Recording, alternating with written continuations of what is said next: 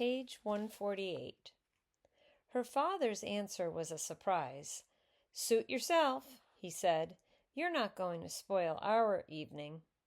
Mrs. Quimby gave the seat of Ramona's pajamas an affectionate pat. "Run along, little lamb, wagging your tail behind you." Ramona walked stiff-legged so that her tail would not wag.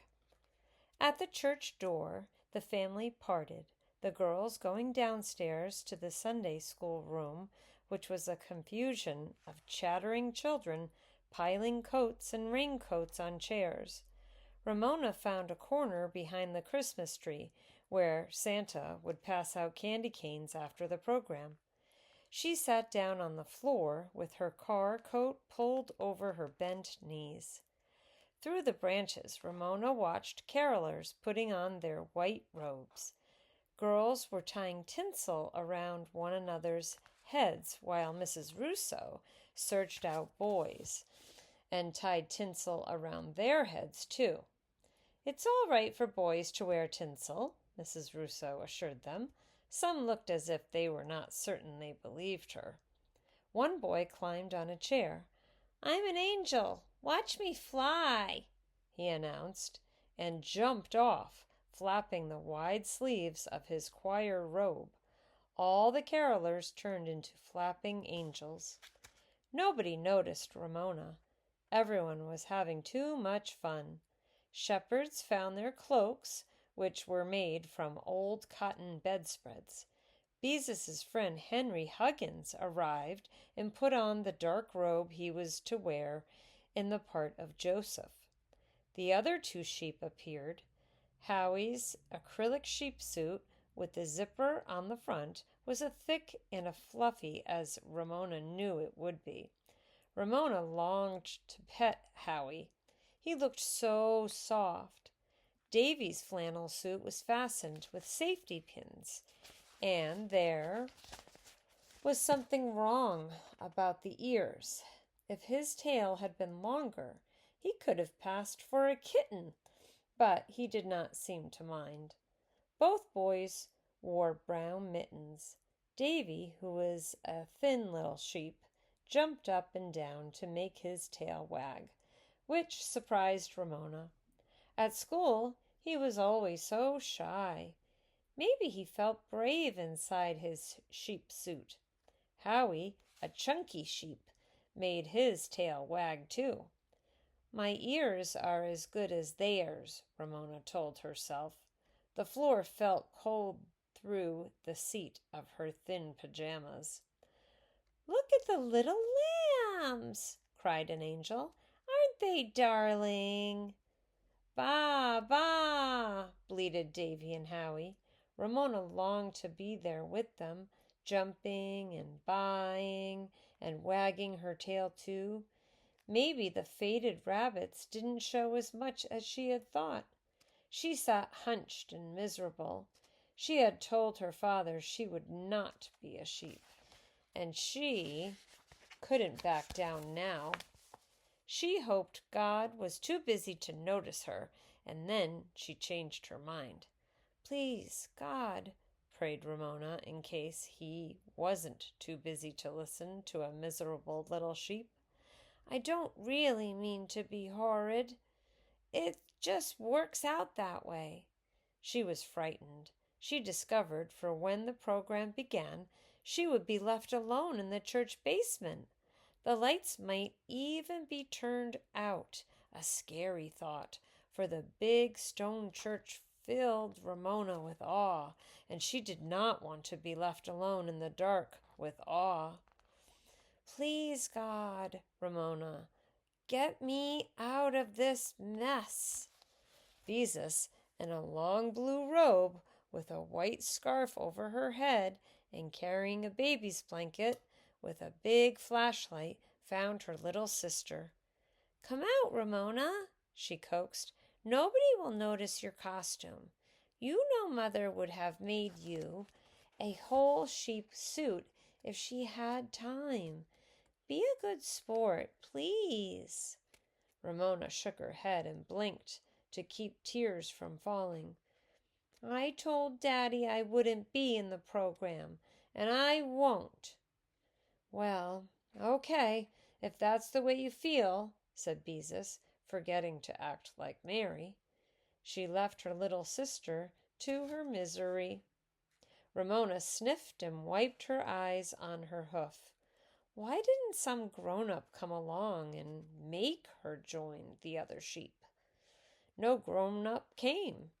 No one seemed to remember there were supposed to be 3 sheep, not even Howie, who played with her almost every day. Ramona's eyes caught the reflection of her face distorted in a green Christmas ornament. She was shocked to see her nose look huge, her mouth and red-rimmed eyes tiny. "I can't really look like that," thought Ramona in despair. "I'm really a nice person. It's just that nobody understands." Ramona mopped her eyes on her hoof again, and as she did, she noticed 3 big girls, so tall they were probably in the 8th grade, putting on robes made from better bedspreads than the shepherd's robes. That's funny, she thought. Nothing she had learned in Sunday school told her anything about girls in long robes in the nativity scene. Could they be Jesus's aunts? One of the girls began to dab tan cream from a little jar on her face and to smear it around while another girl held up a pocket mirror. The third girl, holding her own mirror, used an eyebrow pencil to give herself heavy brows. "Makeup," thought Ramona with interest, wishing she could wear it. The girls took turns darkening their faces and brows. They looked like different people. Ramona got to her knees and peered over the lower branches of the Christmas tree for a better view. One of the girls noticed. "Hi there," she said. "Why are you hiding back there?" "Because," was Ramona's all-purpose answer. "Are you Jesus's aunts?" she asked. The girls found the question funny. "No," answered one. "We're the 3 wise persons." Ramona was puzzled. "I thought they were supposed to be wise men," she said. "The boys backed out at the last minute," explained the girl with the blackest eyebrows. "Mrs. Russo said women can be wise too. So tonight we are the 3 wise persons." This idea seemed like a good one to Ramona, who wished she were big enough to be a wise person, hiding behind makeup so nobody would know who she was. "Are you supposed to be in the program?" asked one of the girls. "I was supposed to be a sheep, but I changed my mind," said Ramona, changing it back again. She pulled out her sheep headdress and put it on. "Isn't she adorable?" said one of the wise persons. Ramona was surprised. She had never been called adorable before. Bright, lively, yes. Adorable, no. She smiled and felt more lovable. Maybe pink-lined ears helped. "Why don't you want to be a sheep?" asked a wise person. Ramona had an inspiration. "Because I don't have any makeup." "Makeup on sheep?" exclaimed a wise person and giggled. Ramona persisted. "Sheep have black noses," she hinted. "Maybe I could have a black nose." The girls looked at one another. "Don't tell my mother," said one, "but I have some mascara.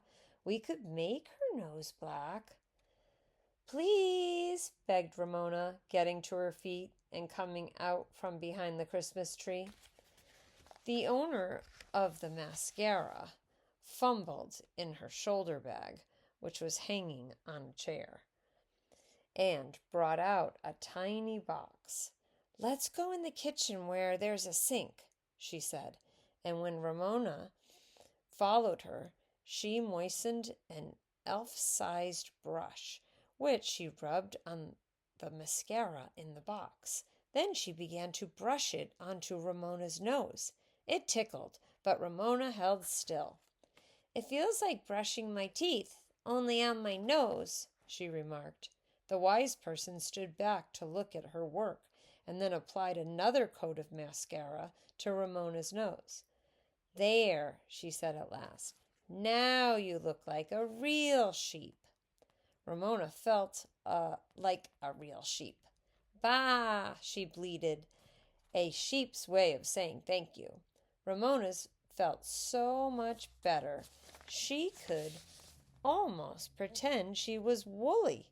She peeled off her coat and found that the faded pink rabbits really didn't show much in the dim light. She pranced off among the angels, who had been handed little flashlights, which they were supposed to hold like candles.